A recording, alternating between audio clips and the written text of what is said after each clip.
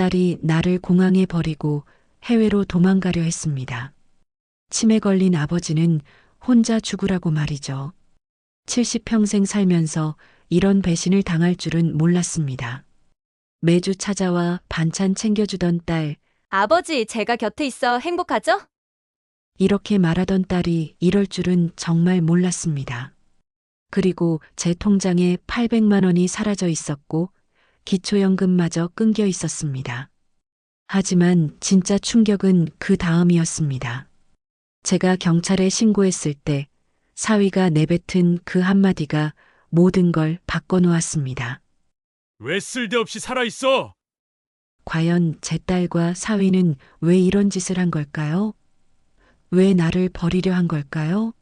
기막히고 충격적인 사연 이제 시작합니다. 오늘 사연 시작하기 전에 무료 버튼인 구독과 좋아요 꼭 눌러주세요. 그리고 지금 이 영상을 어디에서 듣고 계신지 지역이나 장소를 댓글로 남겨주세요. 그러면 여러분들에게 복이 찾아올 거예요. 70대 초반의 나는 서울 강북의 오래된 다세대 주택에서 홀로 지냅니다. 아내는 몇 해 전 먼저 떠났고 혼자인 시간엔 늘 80년대, 90년대 트로트 라디오를 틀어놓곤 하죠.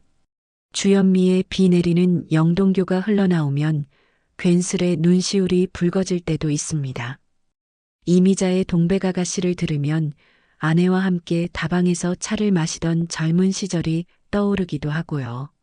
기억은 가끔 흐릿해지고 이름과 날짜가 섞일 때도 있지만 그래도 딸 지연이와 사위 민수가 가끔 찾아와 챙겨주니 그것만으로도 충분하다고 믿었습니다. 아버지, 요즘엔 깜빡하셔도 괜찮아요. 제가 곁에 있잖아요. 딸의 그 말이 어쩐지 마음에 오래 남았습니다. 따뜻하면서도 어딘가 무겁게 느껴지는 말투였죠.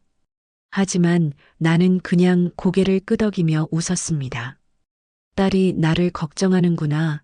그렇게만 생각했으니까요.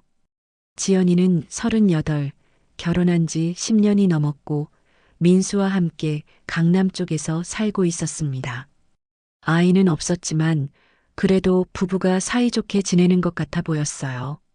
가끔 명절 때 오면 선물도 들고 오고 외식도 시켜주곤 했으니까요.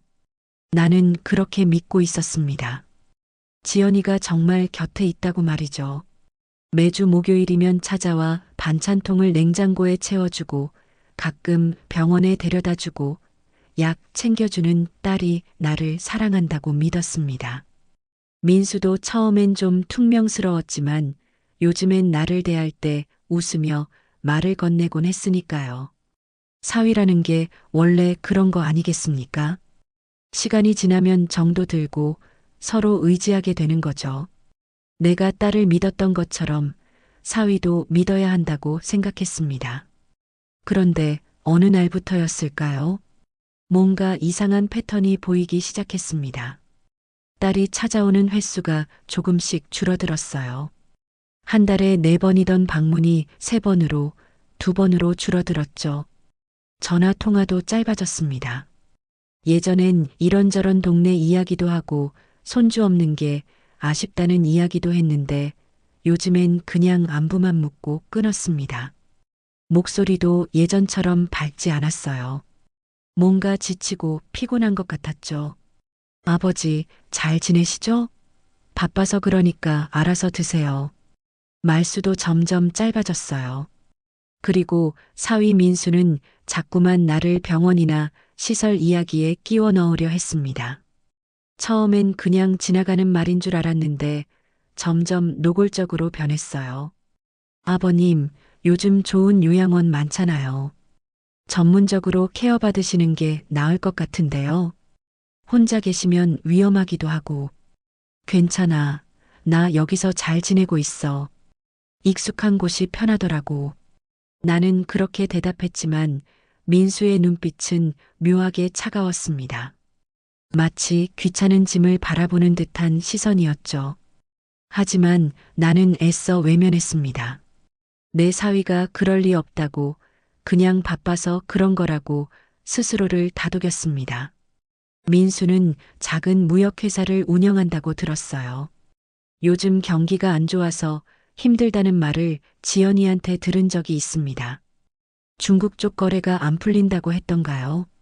그래서 스트레스를 많이 받는 것 같았어요. 어느 날 저녁 라디오에서 나훈아의 물레방아 도는 데가 흘러나왔습니다. 나는 그 노래를 들으며 문득 통장을 확인해 보고 싶어졌어요. 언제 마지막으로 확인했는지 기억이 잘 나지 않았거든요. 서랍을 뒤적이다 통장을 찾아 펼쳤습니다. 파란색 표지의 낡은 통장이었죠. 아내가 살아있을 때 함께 만들었던 통장입니다. 아내 이름이 적힌 메모지가 첫 페이지에 끼워져 있었어요. 그런데 이상했습니다. 분명 기초연금이 들어와야 하는데 최근 몇 달 입금 내역이 없었어요. 매달 30만 원씩 들어오던 돈이 석 달째 끊긴 거죠. 그리고 내가 쓴 기억이 없는 카드 결제 내역들이 보였습니다. 백화점, 음식점, 쇼핑몰. 내가 갈 리 없는 곳들이었죠. 금액도 만만치 않았습니다. 한 번에 30만 원, 50만 원씩 빠져나간 내역들이 줄줄이 찍혀 있었어요. 어떤 날은 하루에 100만 원 넘게 빠져나간 적도 있었습니다. 이게 뭐지? 내가 이걸 언제 썼지? 나는 혼란스러웠습니다. 기억이 흐릿해진 탓일까요? 내가 쓰고 잊어버린 걸까요? 아니면 누군가 내 돈을 몰래 쓴 걸까요? 하지만 그럴 리 없었습니다. 통장과 카드는 늘 내 방 서랍 깊숙이 보관했으니까요. 지연이가 가끔 정리해준다고 했지만 설마 딸이 그럴 리는 없겠죠. 내 피부치인데 내가 낳아 키운 딸인데 말입니다. 어릴 때 업고 다니며 재웠던 딸인데요. 나는 통장을 덮으며 깊은 한숨을 쉬었습니다. 그냥 내가 착각한 거겠지. 기억력이 나빠진 탓이겠지. 그렇게 생각하며 다시 라디오 소리에 귀를 기울였습니다. 하지만 마음 한구석엔 불안이 자리 잡았습니다. 뭔가 잘못되고 있다는 느낌이었죠. 며칠 후 지연이가 민수와 함께 찾아왔습니다.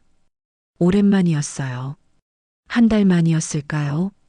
지연이는 평소보다 화장을 진하게 했고 새 옷을 입고 있었습니다. 민수는 새 시계를 차고 있었어요. 반짝이는 금속 재질의 비싼 시계였죠. 예전에 차던 시계와는 확연히 달랐습니다. 아버지, 요즘 어떠세요? 응, 그냥 그렇지. 너희는 잘 지내고? 네, 저희는 괜찮아요. 지연이의 대답은 짧았습니다. 그리고 민수가 거실을 둘러보며 말했어요. 아버님, 여기 혼자 계시기 힘드시죠? 집도 낡았고 계단도 가파르고. 아니야, 괜찮아. 익숙한 곳이 좋더라고. 20년 넘게 산 집인데. 민수는 입맛을 다시며 지연이를 쳐다봤습니다. 두 사람 사이에 묘한 눈빛이 오갔죠. 무슨 말을 하려다 참는 것 같았습니다. 나는 그 모습을 보며 가슴이 답답해졌어요. 뭔가 숨기는 게 있구나. 하지만 물어볼 용기는 나지 않았습니다. 괜히 물었다가 사이만 나빠질 것 같았거든요. 지연이가 냉장고를 열어보더니 고개를 저었습니다. 아버지, 반찬 없네요. 뭐 드시고 계세요? 응, 라면도 끓여 먹고 국밥집도 가끔 가고. 혼자 이렇게 계시면 어떡해요. 지연이의 목소리엔 걱정이 섞여 있었지만 눈빛은 차가웠습니다. 진짜 걱정하는 건지 아니면 그냥 형식적으로 하는 말인지 알 수 없었어요. 그날 저녁 두 사람은 일찍 돌아갔습니다. 지연이는 평소처럼 반찬을 챙겨주지 않았어요. 그냥 가방을 들고 현관문을 나서며 말했습니다. 아버지, 몸 조심하세요. 다음에 또 올게요. 그 말이 왜 그렇게 차갑게 들렸는지 모르겠습니다. 나는 문을 닫고 다시 거실로 돌아왔죠. 라디오에선 이미자의 동백아가씨가 흘러나오고 있었습니다. 나는 소파에 앉아 그 노래를 들으며 눈을 감았어요. 아내가 좋아하던 노래였죠. 하지만 가슴 한쪽엔 이상한 불안감이 자리 잡기 시작했습니다. 뭔가 잘못되고 있다는 느낌. 하지만 그게 뭔지, 어디서 오는 건지 알 수 없었죠. 나는 그저 평온한 듯 보이는 일상을 이어가고 있었습니다. 매일 아침 일어나서 라디오를 켜고 커피를 마시고 신문을 보고 저녁엔 텔레비전을 보다 잠드는 일상이었죠. 창밖으론 가을비가 내리고 있었습니다. 거리의 가로수 잎들이 하나둘 떨어지고 있었죠. 마치 내 기억들처럼 조금씩 흩어지는 것 같았습니다. 나는 그 모습을 바라보며 혼잣말을 중얼거렸습니다. 괜찮아. 다 괜찮을 거야. 지연이가 나를 버릴 리 없어. 하지만 내 목소리는 떨리고 있었습니다. 폭풍이 다가오는 줄도 모른 채 나는 그렇게 하루를 마무리했습니다. 불안은 점점 커져갔지만 나는 여전히 믿고 싶었습니다. 내 딸이 나를 사랑한다고 곁에 있다고 말이죠. 그로부터 일주일쯤 지났을까요? 어느 토요일 아침 지연이가 갑자기 전화를 걸어왔습니다. 아버지, 오늘 시간 되세요? 저희가 모시러 갈게요. 어디 가는데? 바람 좀 쐬러요. 요즘 집에만 계시니까 답답하시잖아요. 나는 잠시 망설였습니다. 뭔가 이상했거든요. 지연이가 이렇게 갑자기 연락하는 일이 요즘엔 없었으니까요. 하지만 딸과 함께 나들이를 한다는 게 싫지는 않았습니다. 오랜만에 함께 시간을 보낼 수 있겠다는 생각에 고개를 끄덕였죠. 그래, 알았다. 몇 시에 올래? 1시쯤 갈게요. 점심 드시고 기다리세요. 전화를 끊고 나니 왠지 모를 설렘이 생겼습니다. 어린 시절 명절에 김포공항에서 비행기 구경하던 기억이 떠올랐어요. 그때는 지연이가 아직 어렸고 아내와 함께 손을 잡고 공항 전망대에 올라가 비행기가 뜨고 내리는 걸 구경했었죠.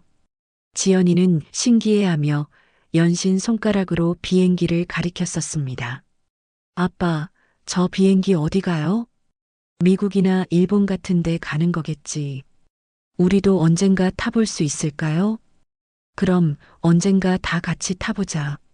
그 약속을 지키지 못한 채 아내가 먼저 떠났습니다. 나는 혼자 남았고 지연이는 결혼해서 떠났죠. 그래도 딸과 함께면 좋겠지 했습니다. 오후 1시 지연이와 민수가 차를 몰고 왔습니다. 깔끔한 검은색 승용차였어요. 나는 얇은 점퍼를 걸치고 현관문을 나섰습니다. 아버지, 타세요. 민수가 뒷자리 문을 열어줬습니다. 나는 차에 올라타며 물었어요. 어디 가는 거냐? 공항이요. 아버지 옛날에 공항 구경 좋아하셨잖아요. 지연이의 대답에 나는 미소를 지었습니다. 딸이 내 취향을 기억하고 있다니 그게 좋았거든요. 차는 서울 시내를 빠져나가 고속도로로 접어들었습니다. 창밖으로 스쳐 지나가는 풍경을 바라보며 나는 옛 생각에 잠겼죠. 하지만 차 안 분위기는 이상했습니다. 지연이와 민수는 거의 말이 없었어요. 가끔 눈빛만 주고받을 뿐이었죠. 나는 그 모습을 보며 다시 불안이 밀려왔습니다. 뭔가 숨기는 게 있구나. 하지만 물어볼 수가 없었어요. 1시간쯤 달렸을까요? 차가 멈춘 곳은 김포공항이었습니다. 하지만 예전에 가던 국내선 쪽이 아니라 국제선 출국장 앞이었어요. 주차장에 차를 세우자 민수가 트렁크를 열었습니다. 그리고 큰 캐리어 2개를 꺼냈죠. 저게 뭐냐? 나는 깜짝 놀라 물었습니다. 지연이와 민수는 서로를 쳐다보더니 민수가 대답했어요. 아, 이거요? 저희 짐이에요. 너희 짐? 어디 가는데?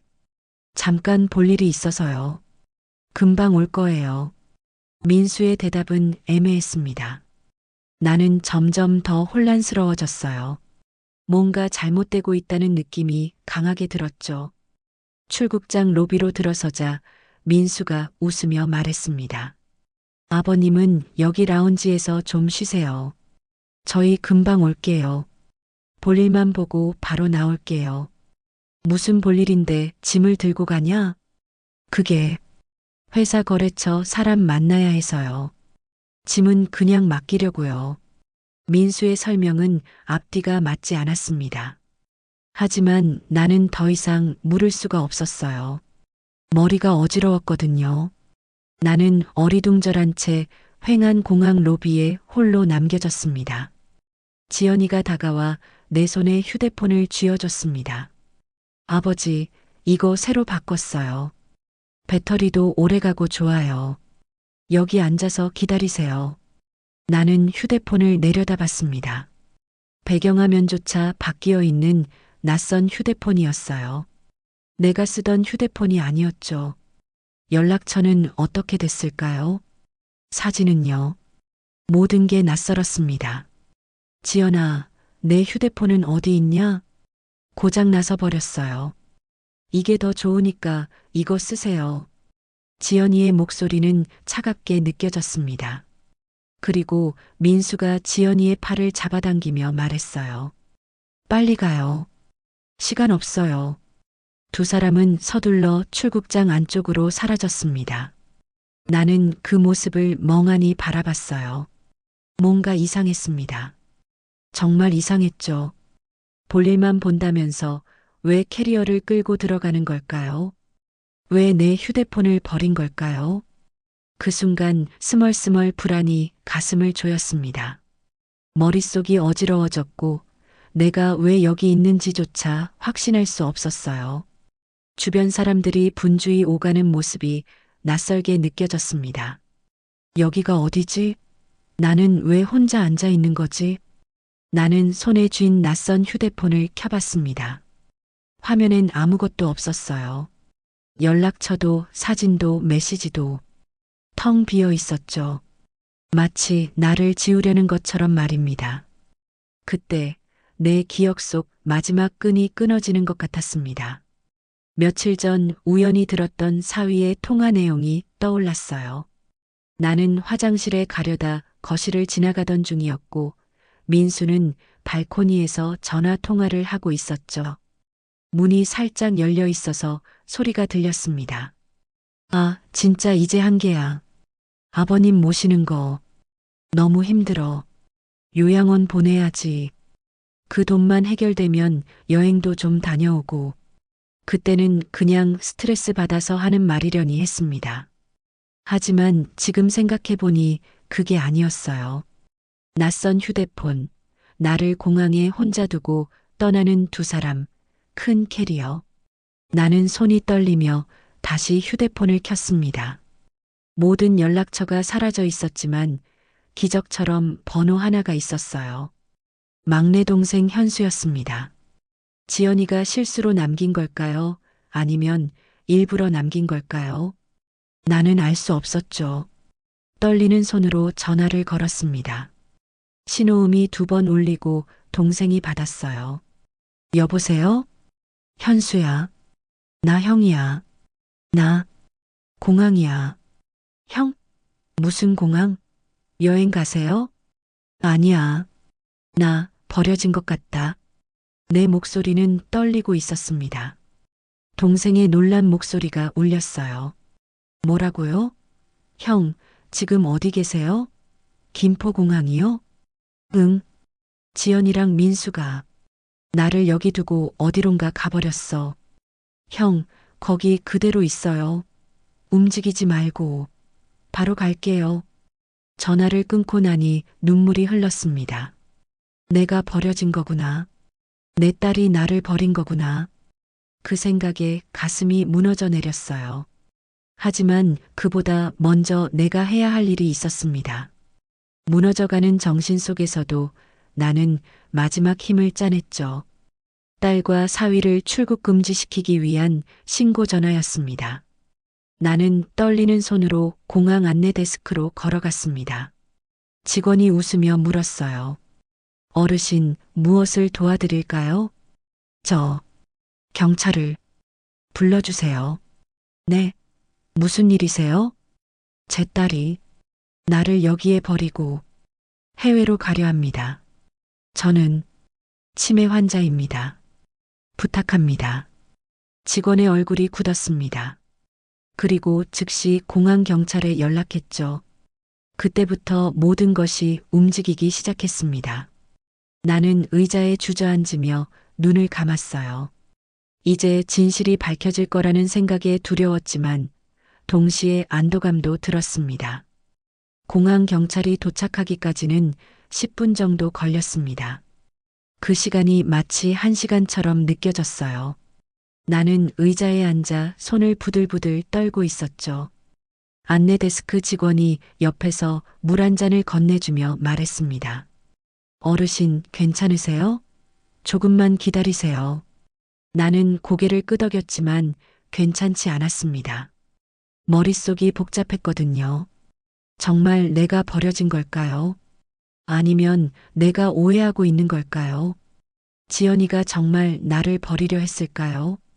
하지만 모든 정황이 그렇게 말하고 있었습니다. 제복을 입은 공항 경찰 2명이 다가왔습니다. 한 명은 50대쯤 되어 보이는 남자 경찰이었고 다른 한 명은 30대쯤 되는 여자 경찰이었어요. 신고하신 분이 어르신이신가요? 네, 그렇습니다. 무슨 일이 있으셨는지 천천히 말씀해 주세요. 나는 떨리는 목소리로 상황을 설명했습니다. 딸과 사위가 나를 공항에 데려와서 혼자 남겨두고 출국장 안으로 들어갔다는 것, 큰 캐리어를 끌고 갔다는 것, 내 휴대폰을 바꿔버렸다는 것까지요. 여자 경찰이 고개를 끄덕이며 물었습니다. 따님 성함이 어떻게 되시나요? 김지연입니다. 38살이고 사위분 성함은요? 박민수요. 42살쯤 될 겁니다. 남자 경찰이 무전기로 출국장 쪽에 연락했습니다. 김지연, 박민수 2명 출국 보류 조치 부탁합니다. 가족 유기혐의 확인 중입니다. 무전기 너머로 알겠습니다라는 대답이 들렸어요. 나는 가슴이 쿵쿵 뛰는 걸 느꼈습니다. 이제 곧 진실이 드러날 거라는 생각에 두렵기도 하고 한편으론 후련하기도 했죠. 10분쯤 지났을까요? 출국장 쪽에서 지연이와 민수가 보안 요원들에게 이끌려 나왔습니다. 두 사람은 당황한 얼굴로 주변을 둘러봤어요.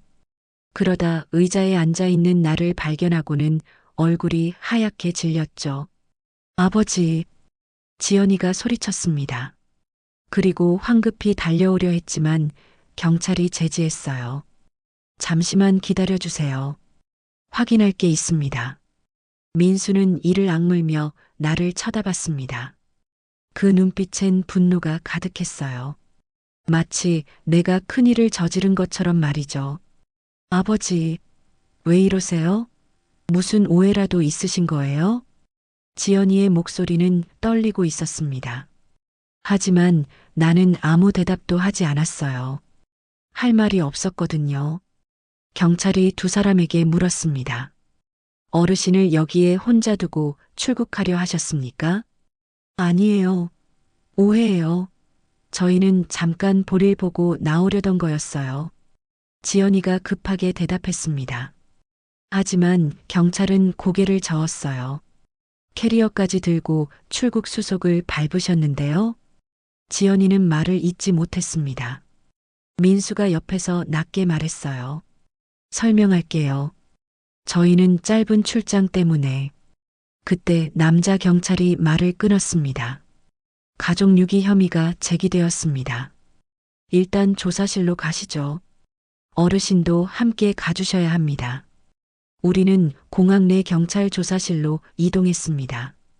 좁은 방이었지만 의자와 책상이 있었어요. 나는 한쪽에 앉았고 지연이와 민수는 반대편에 앉았죠. 경찰 2명이 중간에 서서 질문을 시작했습니다. 어르신, 따님과 사위분이 어르신을 어떻게 대했는지 말씀해 주시겠습니까? 나는 천천히 입을 열었습니다. 요즘 들어 방문 횟수가 줄었습니다. 전화도 짧아졌고요. 그리고 제 통장을 확인해 보니 기초연금이 끊겨 있었고 제가 쓴 기억이 없는 카드 결제 내역이 많았습니다. 지연이의 얼굴이 더욱 창백해졌습니다. 그리고 며칠 전 사위가 통화하는 걸 우연히 들었습니다. 저를 요양원에 보내고 돈을 해결한 다음 여행을 가겠다는 내용이었어요. 그 말에 민수가 갑자기 소리쳤습니다. 그건 그냥 하는 말이었어요. 스트레스 받아서 그런 거지. 진짜로 그럴 생각은 없었다고요. 여자 경찰이 민수를 제지하며 말했습니다. 조용히 하세요. 지금은 어르신 말씀을 듣는 중입니다. 나는 계속 말했어요. 오늘 저를 공항에 데려와서 혼자 남겨두고 출국장 안으로 들어갔습니다. 제 휴대폰도 바꿔버리고 모든 연락처를 지웠어요. 이게 오해라면 뭐가 오해입니까? 지연이가 눈물을 흘리며 말했습니다. 아버지, 정말 오해예요. 저희는 그냥. 하지만 경찰이 핸드폰을 꺼내며 말했습니다. 방금 통화 기록과 폐쇄회로 화면을 확인했습니다. 사위분께서 지난주에 부양이 부담된다며 지인과 대화를 나눈 정황이 나오네요. 그리고 오늘 어르신께 건넨 휴대폰은 새 제품이 맞고 기존 휴대폰은 사위분 차량 조수석에 있습니다. 민수의 얼굴이 일그러졌습니다. 아, 젠장. 왜 쓸데없이 깨어 있어. 그 상태로 얌전히 계시지. 그 순간 조사실 안공기가 얼어붙었습니다. 민수는 자기가 무슨 말을 했는지 깨닫고 입을 다물었지만 이미 늦었어요. 지연이가 민수의 팔을 잡아당기며 소리쳤습니다. 민수야, 지금은 그런 말 할 때가 아니야. 나는 두 사람의 대화를 들으며 가슴이 무너지는 소리를 들었습니다. 그 상태로 얌전히 계시지라는 말이 무엇을 의미하는지 알 것 같았거든요. 내가 정신을 잃거나 기억을 잃은 상태로 가만히 있기를 바랐던 거겠죠. 지연이의 눈은 흔들리고 있었습니다. 그 속엔 죄책감과 두려움이 가득했어요. 그러나 애정은 보이지 않았습니다. 나를 걱정하는 딸의 눈빛이 아니었죠. 들키면 안 되는 일을 들킨 사람의 눈빛이었습니다. 경찰이 차분하게 물었습니다. 사위분, 방금 하신 말씀은 무슨 의미입니까? 민수는 입술을 깨물며 대답하지 않았습니다. 지연이가 대신 말했어요. 저희 정말 잠깐만 다녀오려고 했어요. 일주일 정도만요. 아버지는 여기서 기다리시라고. 일주일이요? 어르신을 공항 로비에 일주일 동안 혼자 두실 생각이었습니까? 경찰의 날카로운 질문에 지연이는 고개를 숙였습니다. 나는 그 모습을 보며 모든 것을 이해했습니다. 딸과 사위는 나를 공항에 버리고 해외로 떠날 계획이었던 거예요. 일주일이든 한 달이든 돌아올 생각이 없었을 겁니다. 그리고 내가 치매 환자니까 제대로 신고도 하지 못할 거라고 생각했겠죠. 공항 로비는 긴장으로 얼어붙었습니다. 나는 침묵했고 지연이의 울먹임만이 공기 속을 흔들었어요. 민수는 고개를 돌린 채 아무 말도 하지 않았습니다. 여자 경찰이 말했습니다. 일단 정확한 조사가 필요합니다. 두 분 여권 제출해 주시고 출국 금지 조치가 내려질 겁니다. 지연이가 고개를 들며 애원했습니다. 제발이요. 저희 정말 그럴 생각 없었어요. 하지만 나는 이미 알고 있었습니다. 그들이 거짓말을 하고 있다는 것을요. 그리고 그때 나는 깨달았습니다. 이 이야기엔 아직 더 깊은 진실이 남아있다는 것을 말이죠. 경찰 조사실 밖으로 나왔을 때 나는 다리에 힘이 풀려 휘청거렸습니다. 여자 경찰이 내 팔을 붙잡아줬어요. 어르신, 괜찮으세요? 잠시 쉬시는 게 좋겠습니다. 나는 고개를 끄덕이며 복도 의자에 앉았습니다. 지연이와 민수는 조금 떨어진 곳에서 경찰과 추가 조사를 받고 있었어요. 두 사람의 모습이 흐릿하게 보였죠. 마치 내 기억처럼 점점 멀어지는 것 같았습니다. 얼마나 시간이 흘렀을까요? 조사가 끝난 지연이와 민수가 경찰과 함께 나를 향해 걸어왔습니다. 지연이의 눈은 빨갛게 부어 있었고 민수는 창백한 얼굴로 입술을 깨물고 있었어요. 남자 경찰이 나에게 말했습니다. 어르신, 따님과 사위분께서 하실 말씀이 있다고 합니다. 들어보시겠습니까? 나는 잠시 망설였습니다. 듣고 싶지 않았거든요. 하지만 고개를 끄덕였죠. 진실을 끝까지 알아야 한다는 생각이 들었으니까요. 지연이가 한 걸음 다가오더니 갑자기 무릎을 꿇었습니다. 아버지, 미안해요. 정말 미안해요. 민수는 뒤에서 이를 악물며 아무 말도 하지 않았습니다. 지연이는 흐느끼며 말을 이었어요. 나도 너무 힘들었어요. 아버지 돌보는 거, 나 하나뿐이잖아요. 나는 조용히 지연이를 바라봤습니다. 딸의 얼굴엔 진짜 눈물이 흐르고 있었어요. 하지만 그게 진심인지 아니면 들킨 것에 대한 두려움인지 알 수 없었습니다. 민수 회사가 부도날 뻔했어요. 빚이 너무 많아졌고 돈이 정말 필요했어요. 지연이의 목소리는 떨리고 있었습니다. 그래서 아버지 기초연금도 제 통장으로 돌렸어요. 카드도 제가 썼어요. 아버지 모르시겠지 했어요. 기억력이 안 좋으시니까. 그제야 나는 모든 조각이 연결되었습니다. 내 통장 잔액이 이상하게 변했었던 이유, 기억을 잃은 틈에 발생한 수상한 카드 결제들, 모두 지연이가 한 짓이었던 거예요. 그리고 지연이가 말을 멈췄습니다. 뭔가 더 말하고 싶지 않은 것 같았죠. 하지만 경찰이 재촉했어요. 계속 말씀하세요. 민수가 해외로 나가서 한탕하고 오자고 했어요. 거래처에서 큰 계약건이 있다고. 그래서 일주일만 다녀오려고 했어요. 아버지는 지연이의 목소리가 점점 작아졌습니다. 아버지는 여기 두고 가려고 했어요. 공항에서 보호받으시면 괜찮을 거라고. 민수가 그랬어요. 나는 가슴이 무너지는 걸 느꼈습니다.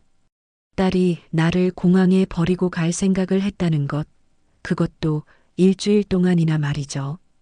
치매 환자인 나를 혼자 공항 로비에 앉혀두고 해외로 떠나려 했던 겁니다. 민수가 드디어 입을 열었습니다. 저도 잘못했습니다. 하지만 정말 돌아올 생각이었어요. 일주일만 다녀오려고. 일주일이면 어르신은 어떻게 되는 겁니까? 경찰의 날카로운 질문에 민수는 대답하지 못했습니다. 나는 조용히 물었어요. 지연아, 넌 정말 돌아올 생각이었니?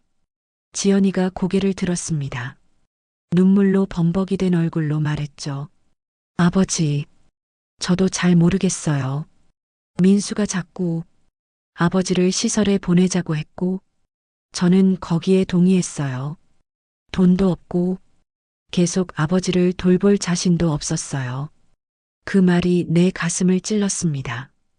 딸이 나를 버릴 생각을 했다는 것보다 나를 돌볼 자신이 없다고 말하는 게 더 아팠어요.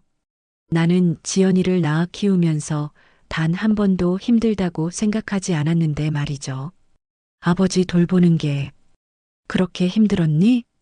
나는 떨리는 목소리로 물었습니다. 지연이는 고개를 숙였어요. 힘들었어요. 매주 찾아가는 것도, 전화하는 것도, 병원 모시는 것도 다 힘들었어요. 그리고 무엇보다 아버지가 절 기억 못 하실 때가 있잖아요. 그럴 때면 제가 왜 이렇게 살아야 하나 싶었어요. 지연이의 고백은 잔인했습니다. 하지만 솔직했죠. 나는 딸의 얼굴을 바라보며 깨달았습니다. 내가 믿었던 가족의 사랑이 얼마나 약한 것이었는지를요. 경찰이 다시 물었습니다. 그래서 오늘 어르신을 공항에 버리고 태국행 비행기를 타려 하신 겁니까? 태국이요? 나는 놀라 물었습니다. 민수가 고개를 숙이며 대답했어요. 네. 태국에서 한 달 정도 지내려고 했습니다. 거기서 사업 정리하고 한 달이요? 일주일이라고 하지 않았습니까? 경찰의 추궁에 민수는 말을 잇지 못했습니다. 거짓말이 들통난 거였죠. 일주일이 아니라 한 달, 어쩌면 그 이상 돌아오지 않을 생각이었던 겁니다. 나는 모든 걸 이해했습니다. 지연이와 민수는 나를 완전히 버릴 계획이었어요. 공항에 두고 가면 누군가 발견해서 보호시설로 보낼 거라고 생각했겠죠. 그리고 자기들은 해외에서 새로운 삶을 시작하려 했던 겁니다. 아버지, 정말 죄송해요. 지연이가 다시 말했지만 나는 더 이상 듣고 싶지 않았습니다. 경찰이 나를 부축하며 말했어요. 어르신, 일단 동생분이 오실 때까지 여기서 기다리시죠. 따님과 사위분은 추가 조사가 필요합니다. 나는 고개를 끄덕였습니다. 지연이가 뭔가 더 말하려 했지만 나는 고개를 돌렸어요.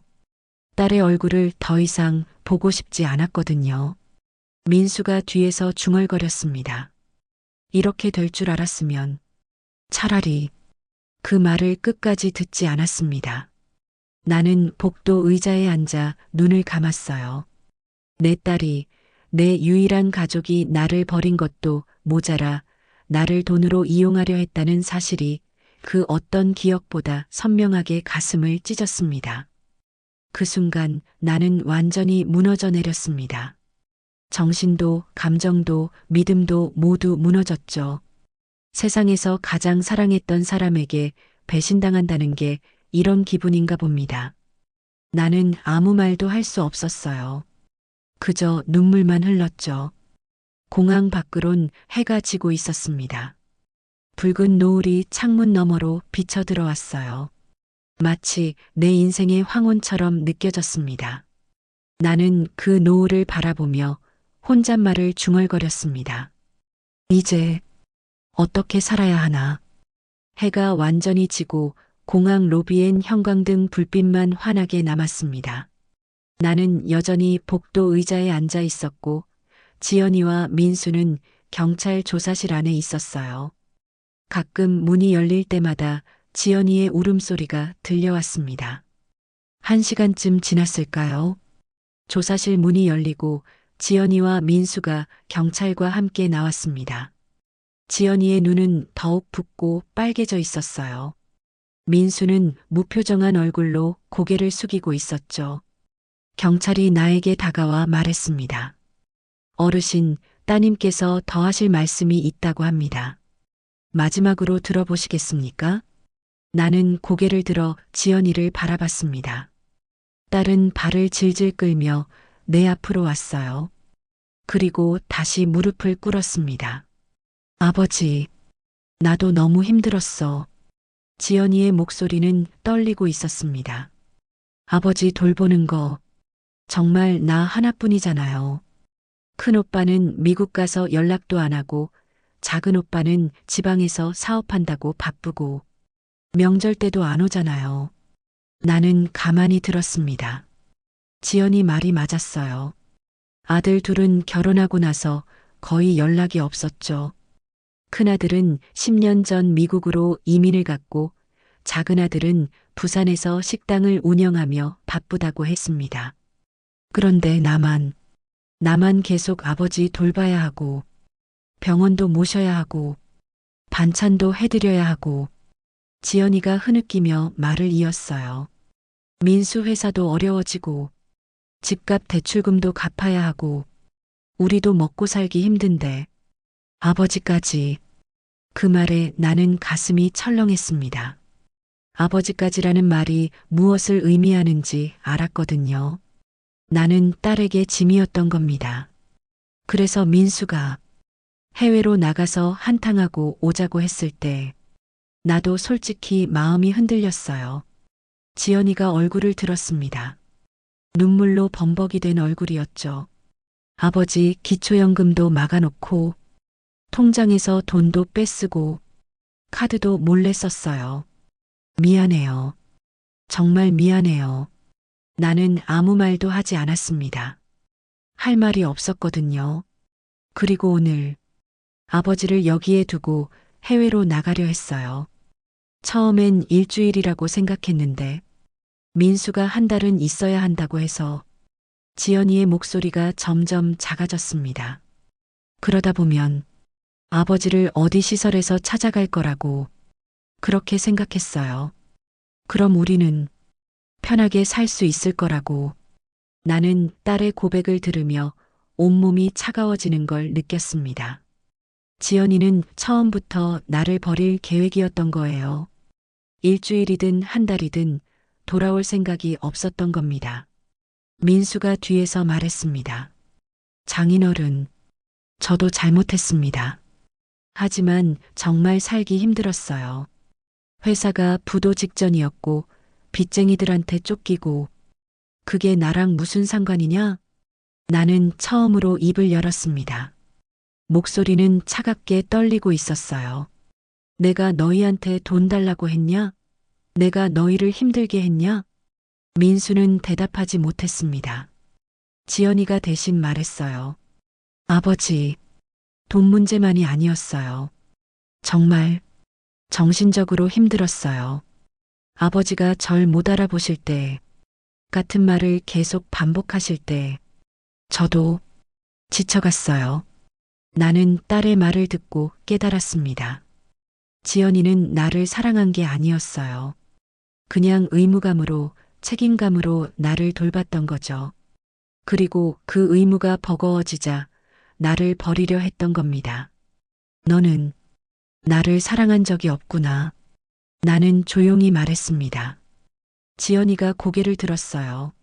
아버지, 괜찮다. 이제 알았으니까. 나는 자리에서 일어났습니다. 다리가 후들거렸지만 참았어요. 나는 너희를 용서할 수 없다. 하지만 법적으로 처벌받게 하고 싶지도 않다. 경찰이 나를 쳐다봤습니다. 나는 계속 말했어요. 그냥 이제 다시는 내 앞에 나타나지 마라. 나는 딸이 없는 사람으로 살겠다. 지연이가 소리쳤습니다. 아버지, 그렇게 말씀하시면 저는 어떡해요.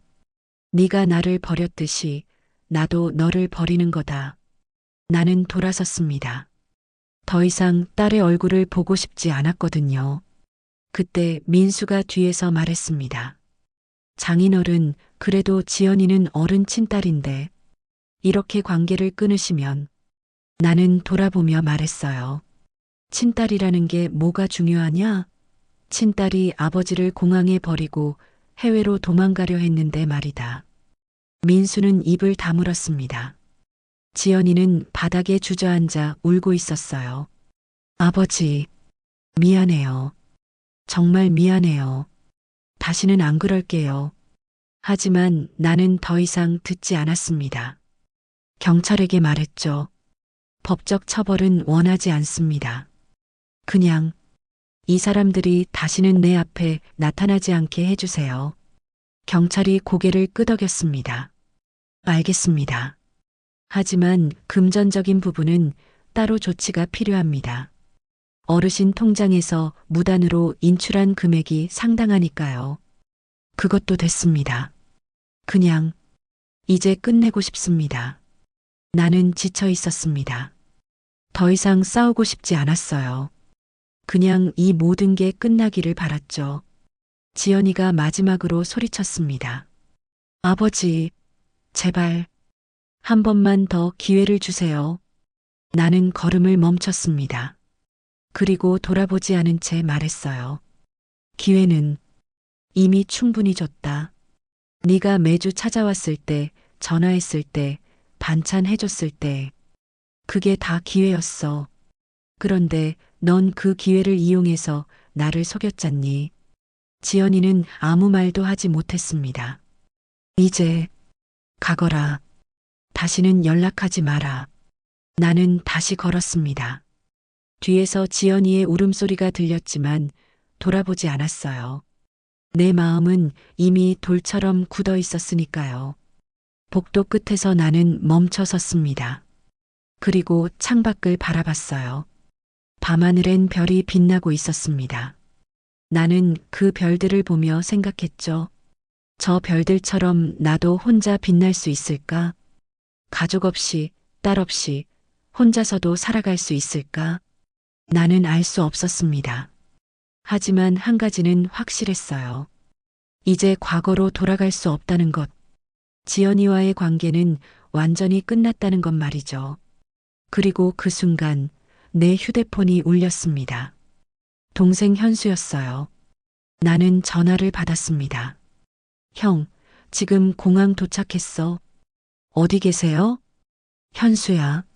나 여기 있다. 나는 동생의 목소리를 듣고 눈물이 났습니다.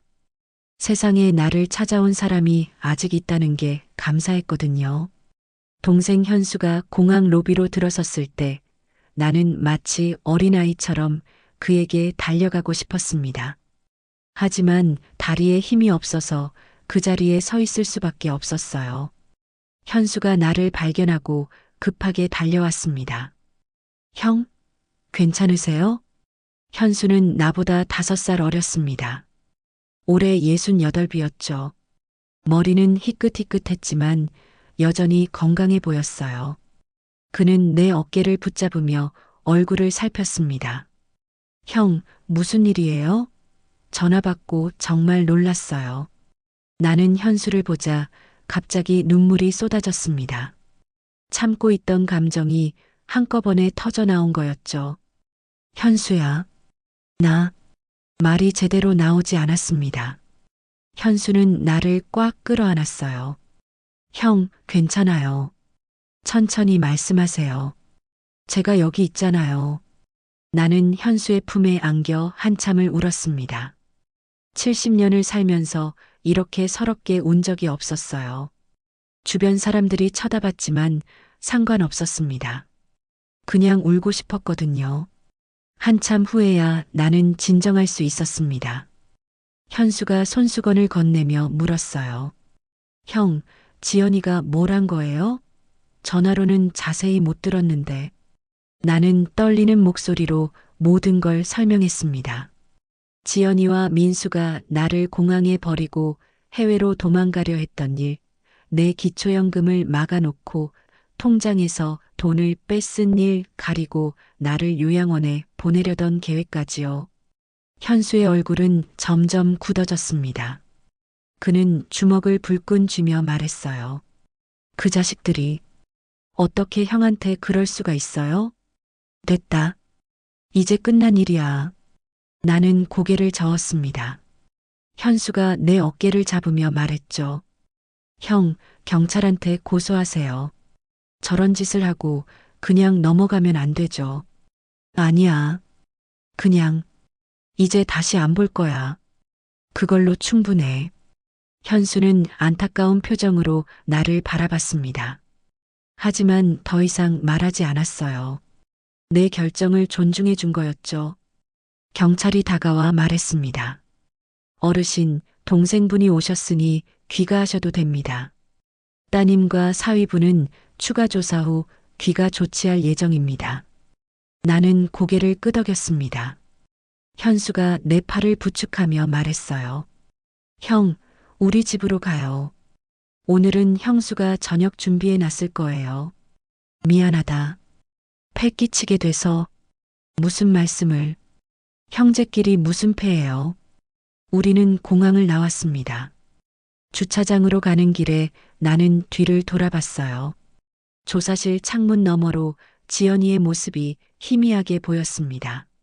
하지만 나는 더 이상 마음이 흔들리지 않았어요. 이미 결심했으니까요. 현수의 차는 깨끗한 흰색 승용차였습니다. 나는 조수석에 올라타며 안전벨트를 맸어요. 차가 출발하자 현수가 조심스럽게 물었습니다. 형, 정말 괜찮으세요? 병원 가보는 게 어때요? 아니, 괜찮아. 그냥 집에 가고 싶다. 그럼 우리 집으로 가요. 형 혼자 계시면 안 될 것 같아요. 나는 거절하려다 그냥 고개를 끄덕였습니다. 오늘 혼자 있고 싶지 않았거든요. 차는 서울 시내를 빠져나가 현수가 사는 일산 쪽으로 향했습니다. 창밖으론 밤 풍경이 스쳐 지나갔어요. 가로등 불빛이 줄지어 빛나고 있었죠. 형, 기억나세요? 우리 어렸을 때 아버지가 자전거 사주셨던 거. 현수가 갑자기 말했습니다. 나는 희미하게 고개를 끄덕였어요. 응, 기억나. 빨간 자전거였지. 형이 먼저 타고 네가 뒤에 탔었어. 맞아요. 형이 한강 둔치까지 데려가 줬잖아요. 그때 정말 좋았는데. 현수의 목소리엔 그리움이 묻어 있었습니다. 나는 그 기억을 떠올렸어요. 어린 시절 현수와 함께 자전거를 타고 한강을 달리던 날. 바람이 시원했고 현수는 내 등에 매달려 웃고 있었죠. 현수야, 그때가 좋았다. 저도요, 형. 그때는 가족이 다 함께였잖아요. 현수의 말에 나는 가슴이 먹먹해졌습니다. 그래요. 그때는 가족이 다 함께였어요. 아버지, 어머니, 큰형, 그리고 나와 현수. 모두 모여 저녁을 먹고 명절이면 떡국을 나눠 먹고 설날엔 윷놀이를 했었죠. 하지만 이제는 모두 흩어졌습니다. 부모님은 돌아가셨고 큰형도 10년 전 세상을 떠났어요. 나와 현수만 남았죠. 그리고 내 자식들은 나를 버렸습니다. 형, 기억이 흔들릴 때 있죠? 현수가 조심스럽게 물었습니다. 나는 고개를 끄덕였어요. 응, 가끔. 이름도 있고, 날짜도 헷갈리고. 괜찮아요. 그럴 때일수록 형 스스로를 믿으세요. 누가 형을 사랑하는지 결국 기억은 그걸 알려줄 거예요. 현수의 말에 나는 눈을 감았습니다. 희미하지만 따뜻한 기억이 밀려왔어요. 가족들이 함께 모여 먹던 설날 떡국 냄새, 현수와 한강 둔치에서 자전거 타던 장면, 아내가 웃으며 건네던 말. 여보, 우리 오래오래 함께 살아요. 아내는 그 약속을 지키지 못하고 먼저 떠났습니다. 하지만 그 기억만은 여전히 따뜻했어요. 나는 그 기억들 속에서 조금씩 위안을 얻었습니다. 형, 다 왔어요. 현수의 말에 눈을 뜨니 아파트 단지가 보였습니다. 깔끔한 20층짜리 아파트였어요. 현수는 지하 주차장에 차를 세우고 나를 부축해 엘리베이터로 향했습니다. 형수가 깜짝 놀랄 거예요. 미리 연락 안 했거든요. 미안하다. 갑자기 폐를 끼쳐서. 아니에요. 형수도 형 보면 좋아할 거예요.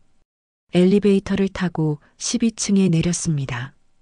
현수가 현관문을 열자 따뜻한 불빛과 함께 음식 냄새가 풍겼어요. 된장찌개 냄새였죠.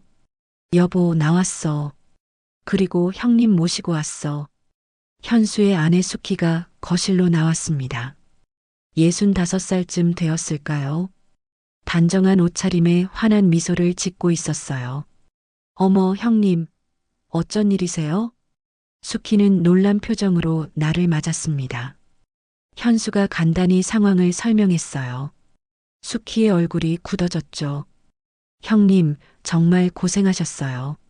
어서 들어오세요. 저녁 드셔야죠. 수키는 나를 거실로 안내했습니다. 따뜻한 온돌 바닥이 발을 감싸줬어요. 나는 소파에 앉으며 주변을 둘러봤습니다. 깨끗하고 아늑한 집이었어요. 벽에는 가족 사진들이 걸려 있었죠. 형님, 잠깐만 기다리세요. 밥상 차릴게요. 수키는 부엌으로 들어갔고 현수는 내 옆에 앉았습니다. 형, 당분간 여기서 지내세요. 방 하나 비어 있으니까 편하게 쓰시면 돼요. 아니야, 그럴 순 없어. 내일 집에 가야지. 형, 혼자 계시면 안 돼요. 지연이가 또 찾아올 수도 있고, 적어도 한동안은 여기 계셔야 해요. 현수의 말에 나는 망설였습니다. 하지만 사실 혼자 있기가 두려웠어요. 지연이가 다시 찾아올까봐, 그리고 또다시 무너질까봐 말이죠. 그래. 며칠만 신세 질게. 현수가 미소를 지었습니다. 형, 신세가 아니에요. 가족이잖아요. 그 말에 나는 눈시울이 붉어졌습니다. 가족.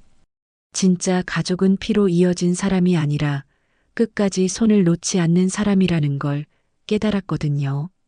수키가 밥상을 들고 나왔습니다.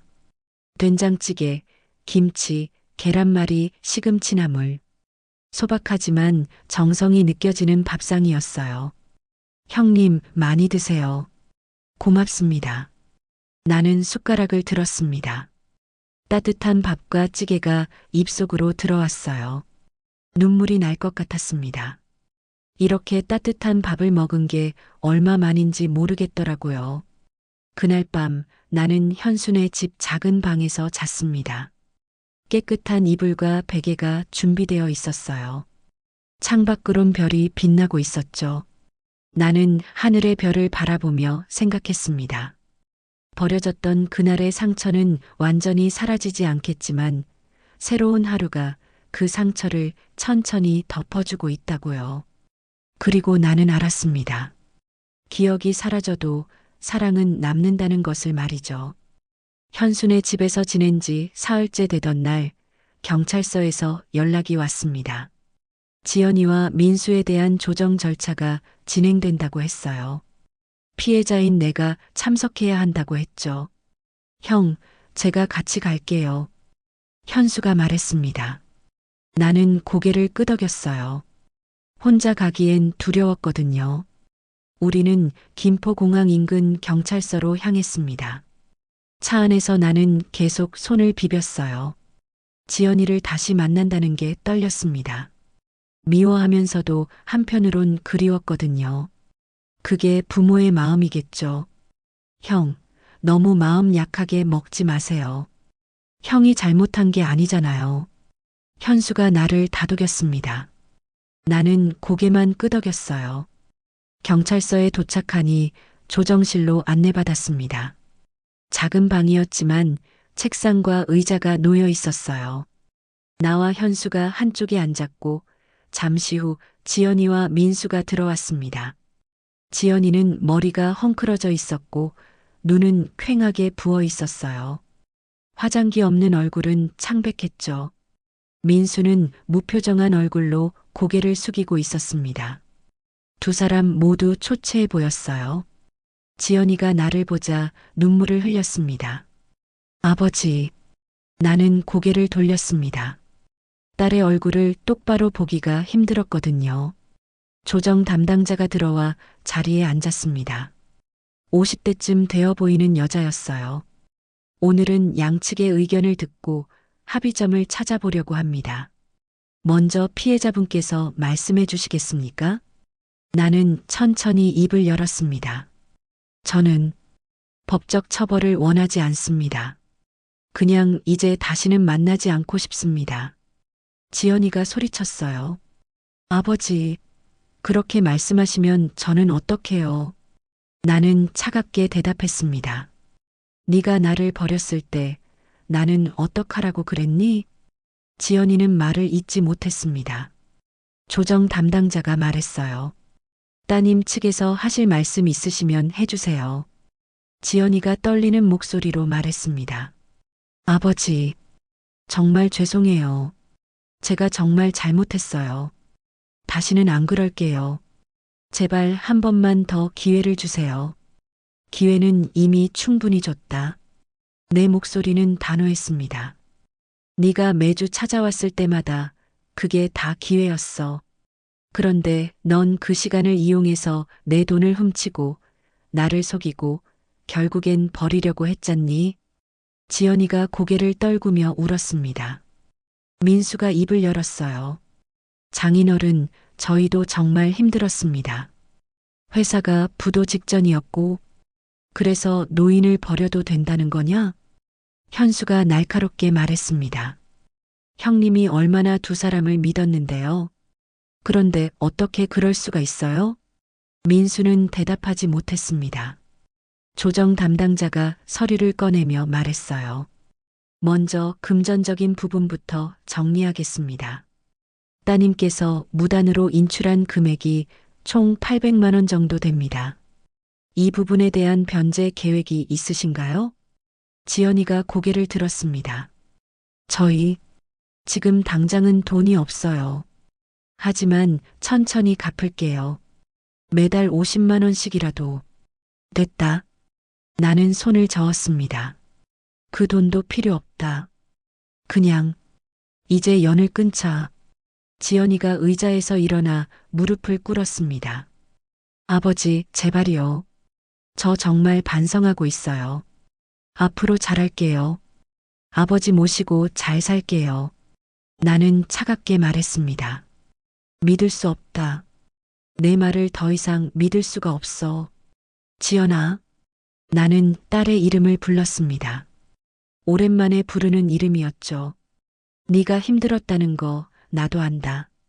나 혼자 돌보느라 힘들었을 거야. 오빠들은 연락도 없고 민수 회사도 어렵고. 지연이가 고개를 들었습니다. 하지만 힘들면 말했어야지. 아버지한테 솔직하게 말했어야지. 아버지, 저 힘들어요. 도와주세요라고 말이다. 내 목소리가 떨렸습니다. 그런데 넌 말하지 않았어. 그냥 속였어. 내 돈을 훔치고 나를 속이고 결국엔 버리려고 했어. 그게 제일 아파. 지연이는 아무 말도 하지 못했습니다. 나는 내 엄마 떠났을 때도 너 지키려고 두 직장을 다녔다. 새벽 5시에 일어나서 청소일도 하고 저녁엔 경비일도 했어. 힘들었지만 한 번도 너를 버릴 생각 안 했어. 내 눈에서 눈물이 흘렀습니다. 근데 넌 네가 힘들다고 나를 버렸어. 공항에 두고 해외로 도망가려고 했어. 그게 딸이 할 짓이냐? 지연이가 바닥에 엎드려 울었습니다. 어깨가 들썩거렸어요. 죄송해요. 정말 죄송해요. 아버지. 민수도 고개를 숙였습니다. 조정실 안엔 지연이의 울음소리만 가득했어요. 현수가 내 어깨에 손을 올렸습니다. 나는 눈물을 닦으며 말했어요. 그래도 용서할 수는 있다. 지연이가 고개를 들었습니다. 희망에 찬 눈빛이었죠. 하지만 다시는 내 곁에 서지 마라. 그 말에 지연이의 얼굴이 무너졌습니다. 네가 나에게 준 상처는 기억이 아무리 흐려져도 남을 거다. 내가 내 이름을 잊어버리고 내 얼굴을 잊어버려도 이 배신만큼은 잊히지 않을 거야. 나는 자리에서 일어났습니다. 조정 담당자님, 금전적 보상은 필요 없습니다. 형사 처벌도 원하지 않습니다. 나는 지연이를 똑바로 바라봤습니다. 다만 이 사람들이 다시는 나를 찾지 못하게 해주세요. 법적으로 가능한 모든 조치를 취해주세요. 조정 담당자가 고개를 끄덕였습니다. 접근 금지 명령을 신청하실 수 있습니다. 그렇게 하시겠습니까? 네, 그렇게 해주세요. 지연이가 소리쳤습니다. 아버지, 그렇게까지 하실 거예요? 저 진짜 딸인데, 친딸인데. 나는 돌아서며 마지막으로 말했어요. 친딸이라는 게 뭐가 중요하냐? 친딸이 아버지를 버렸는데. 조정실 문을 열고 나왔을 때 뒤에서 지연이의 울음소리가 들렸습니다. 하지만 나는 돌아보지 않았어요. 현수가 내 팔을 부축했죠. 형, 잘하셨어요. 힘드셨죠? 응, 힘들었어. 복도를 걸으며 나는 뒤돌아보고 싶은 마음을 참았습니다. 딸을 다시 보고 싶었지만 그러면 안 된다는 걸 알았거든요. 이미 우리 사이엔 돌아갈 수 없는 강이 흐르고 있었으니까요. 경찰서를 나오니 햇살이 따사로웠습니다. 가을 하늘은 높고 파랗게 펼쳐져 있었어요. 나는 하늘을 올려다보며 깊게 숨을 들이쉬었습니다. 형, 이제 정말 끝난 거예요. 새로 시작하세요. 현수의 말에 나는 고개를 끄덕였습니다. 그래. 이제는 내 마음을 되찾아야 할 시간이야. 우리는 주차장으로 걸어갔습니다. 뒤돌아보지 않고 앞만 보면서 말이죠. 과거는 과거로 남겨두고 이제는 앞으로 나아가야 했으니까요. 차에 오르며 나는 마지막으로 경찰서 건물을 바라봤습니다. 저 안에 내 딸이 있다는 게 믿기지 않았어요. 하지만 이제 그건 중요하지 않았습니다. 나에게 남은 건 앞으로의 시간뿐이었으니까요. 현순의 집에서 함께 지낸 지 한 달이 지났습니다. 나는 하루하루 조금씩 안정을 찾아갔어요. 기억은 여전히 흐릿해지곤 했지만 새로운 기억은 조금씩 쌓여갔습니다. 아침마다 동생과 둘이 마시는 따뜻한 믹스커피, 저녁이면 들리는 동네 전파사 라디오에서 흘러나오는 옛 트로트, 그리고 나를 버리지 않은 단 한 사람의 존재. 그것들이 나를 조금씩 일으켜 세웠죠. 형님, 오늘 날씨 좋은데 산책 다녀오실래요? 수키가 웃으며 물었습니다. 나는 고개를 끄덕이며 일어났어요. 그래요. 좀 걸어야겠어요. 현수가 옆에서 신발을 꺼내며 말했습니다. 형, 제가 같이 갈게요. 호수공원 한 바퀴 돌아요. 우리는 집 근처 호수공원으로 향했습니다. 가을 단풍이 절정이었어요. 빨갛고 노란 잎들이 바람에 흔들리며 떨어지고 있었죠. 나는 그 모습을 보며 마음이 조금 편안해지는 걸 느꼈습니다. 형, 요즘 많이 좋아지셨어요. 현수가 말했습니다. 처음엔 정말 걱정했는데 이제는 표정도 밝아지시고 다 내 덕분이야. 네가 아니었으면 나 어떻게 됐을지 몰라. 형제끼리 당연한 거죠. 형도 옛날에 저 많이 도와주셨잖아요. 현수의 말에 나는 옛 기억을 떠올렸습니다. 현수가 대학 다닐 때 등록금이 없어서 힘들어했던 일, 내가 돈을 모아서 현수 학비를 대줬던 일. 그때 현수는 울면서 고맙다고 했었죠. 형, 이 은혜 평생 잊지 않을게요. 그때 현수가 했던 말이 떠올랐습니다. 그리고 지금 현수는 그 약속을 지키고 있었어요. 우리는 호수 둘레길을 천천히 걸었습니다. 벤치에 앉아 쉬기도 하고 오리들이 헤엄치는 모습을 보기도 했죠. 평화로운 시간이었습니다. 형, 혹시 지연이 생각나세요? 현수가 조심스럽게 물었습니다. 나는 잠시 말없이 호수를 바라봤어요. 가끔 생각나지. 그래도 괜찮아. 이제는 덜 아파. 다행이에요. 형이 너무 힘들어 하실까봐 걱정했어요. 처음엔 정말 힘들었어. 밤마다 꿈에 지연이가 나왔거든. 어렸을 때 모습으로 말이야. 그럴 때마다 가슴이 아팠지. 나는 눈을 감으며 말을 이었습니다. 하지만 이제는 알아. 과거는 과거일 뿐이라는 걸. 그리고 진짜 가족은 피가 아니라 마음으로 이어진다는 걸. 현수가 내 어깨를 두드렸습니다. 형, 잘 견뎌내셨어요. 정말 대단하세요. 우리는 다시 걷기 시작했습니다. 공원을 한 바퀴 돌고 집으로 돌아오는 길에 나는 문득 물었어요. 현수야, 나 여기서 계속 신세져도 되겠니? 무슨 말씀이세요? 형은 우리 가족이잖아요. 신세가 아니라 함께 사는 거죠. 미안하다. 그리고 고맙다. 형, 그런 말 하지 마세요. 저야말로 형한테 받은 게 얼마나 많은데요. 집에 돌아오니 수키가 점심을 준비하고 있었습니다. 김치찌개와 고등어구이였어요. 구수한 냄새가 집 안가득 퍼져 있었죠. 형님, 오셨어요? 손 씻고 밥 드세요. 네, 고맙습니다. 우리는 식탁에 둘러앉아 밥을 먹었습니다. 따뜻한 밥과 뜨거운 찌개가 입속으로 들어왔어요. 나는 숟가락을 들며 문득 깨달았습니다. 이게 진짜 가족이구나. 함께 밥을 먹고 이야기를 나누고 서로를 걱정하는 것.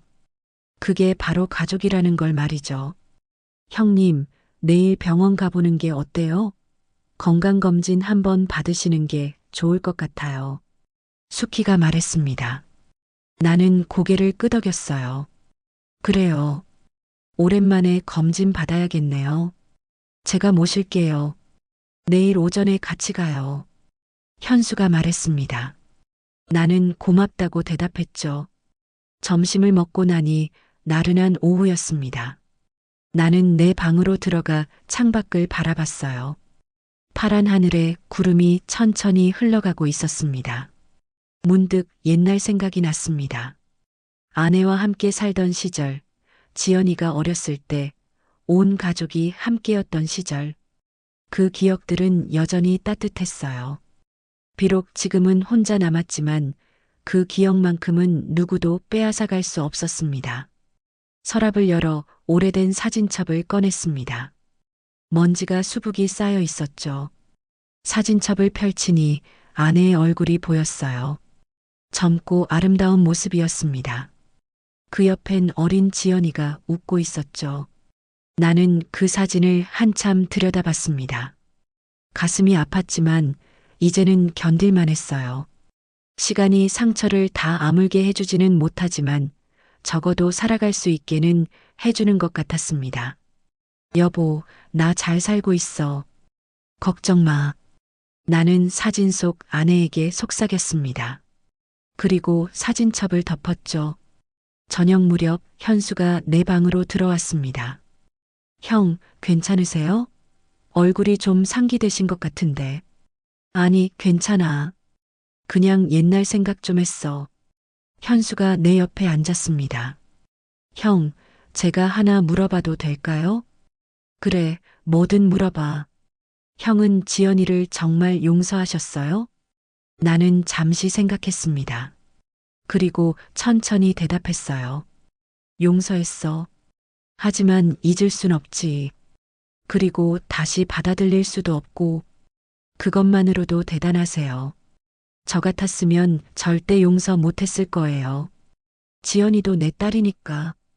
미워하고 싶어도 완전히 미워할 순 없더라고. 현수가 고개를 끄덕였습니다. 형은 정말 대단한 사람이에요. 저도 형처럼 살고 싶어요. 나도 그냥 평범한 사람이야. 다만, 이제는 나 자신을 위해 살고 싶어. 남은 시간 동안이라도 말이야. 그날 밤 라디오에서 이미자의 동백아가씨가 흘러나왔습니다. 나는 그 노래를 들으며 창밖을 바라봤어요. 밤하늘엔 별들이 빛나고 있었습니다. 어느 날 아침 창밖을 바라보던 나는 조용히 말했습니다. 현수야, 오늘도 기억날까? 거실에서 커피를 내리던 현수가 웃으며 대답했어요. 형, 기억이 나든 안 나든 상관없어요. 형이 지금 이렇게 웃고 있으면 그걸로 된 거예요. 나는 미소를 지었습니다. 버려졌던 그날의 상처는 완전히 사라지지 않겠지만 새로운 하루가 그 상처를 천천히 덮어주고 있었습니다. 현수가 따뜻한 커피를 건네며 말했습니다. 형, 오늘은 날씨도 좋은데 시장 구경이나 갈까요? 형수가 같이 가자고 했어요. 그래, 좋지. 오랜만에 시장 구경도 하고. 나는 커피를 마시며 창밖을 바라봤습니다. 햇살이 따스하게 비쳐 들어왔어요. 새로운 하루가 시작되고 있었습니다. 그리고 나는 알았습니다. 가족이란 피로 이어진 사람이 아니라 끝까지 손을 놓지 않는 사람이라는 것을. 기억이 흐려져도 이름을 잊어버려도 진짜 사랑은 결코 사라지지 않는다는 것을 말이죠. 기억이 사라져도 사랑은 남는다. 나는 혼잣말처럼 중얼거렸습니다. 그리고 현수와 함께 새로운 하루를 맞이하러 나섰습니다. 과거의 아픔을 뒤로하고 남은 인생을 나 자신을 위해 그리고 진짜 가족을 위해 살아가기로 다짐하며 말이죠. 더 많은 이야기로 다시 찾아올게요. 구독과 좋아요는 무료이며 큰 힘이 됩니다. 댓글 무료인 거 아시죠? 댓글로 여러분의 많은 의견 들려주세요.